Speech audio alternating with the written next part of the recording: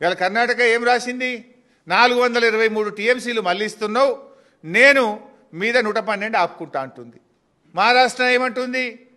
అదే రేషియోలో ఆ రోజు 45-21-14 రేషియోలో నేను 74 ఆపుకుంటా కృష్ణాలా అని మహారాష్ట్ర అంటుంది. ఇప్పుడు ఇక 112 కర్ణాటక ఆపితే 74 మహారాష్ట్ర ఆపితే మన పరిస్థితి ఏంది? ఇంత కృష్ణా నీళ్ళు కూడా రావు. మాట్లాడితే నల్లమల బిడ్డ అంటాడు. కృష్ణ ఆ నల్లమలను ఆనుకొని పారే కృష్ణా నదిలో ఆ మహబూబ్ నగర్ జిల్లాకు అన్యాయం జరుగుతుంటే నువ్వు నల్లమల పులివా పిల్లివా ఎల్కవా ఎందుకు మాట్లాడతలేవు? మరి పులి అయితే మాట్లాడదు, పిల్లివైనవో ఎల్కవైనవో, అందుకే మాట్లాడతలేనట్టున్నావు నువ్వు. నల్లమలను వారుకొని ఒడిసి పట్టుకొని కృష్ణాకు వచ్చే నీళ్లను పైన కర్ణాటక ఆపుతా అంటుంది, మహారాష్ట్ర ఆపుతా అంటుంది, కింద రేవంత్ రెడ్డి గోదావరి నీళ్ళు తీసుకుపోతుంటే ఎందుకు నువ్వు నోరు మూసుకుంటున్నావు?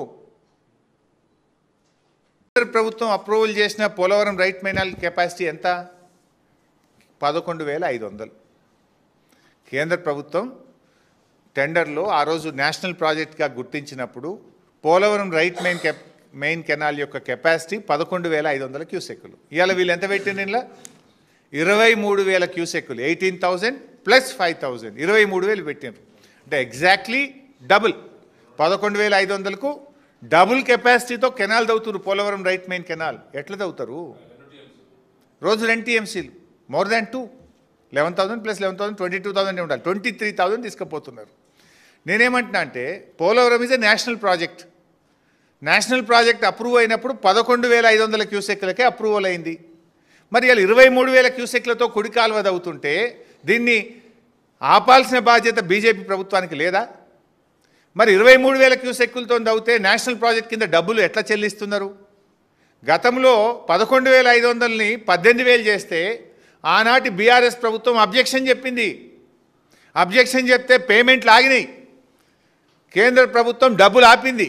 కానీ రేవంత్ రెడ్డి ప్రభుత్వం వచ్చినాక, కాంగ్రెస్ ప్రభుత్వం వచ్చిన తర్వాత ఇప్పుడు 18,000 కాస్త 23,000 అయిపోయింది, డబ్బుల చెల్లింపు అయిపోయింది.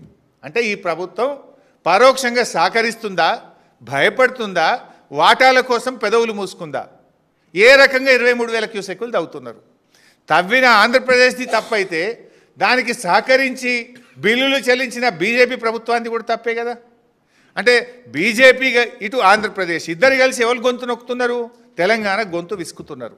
తెలంగాణ గొంతు విసుకుతుంటే ఈ రాష్ట్రంలో అధికారంలో ఉన్న ప్రభుత్వం ఎందుకు నోరు మూసుకుంది అని నేను అడుగుతా ఉన్నా.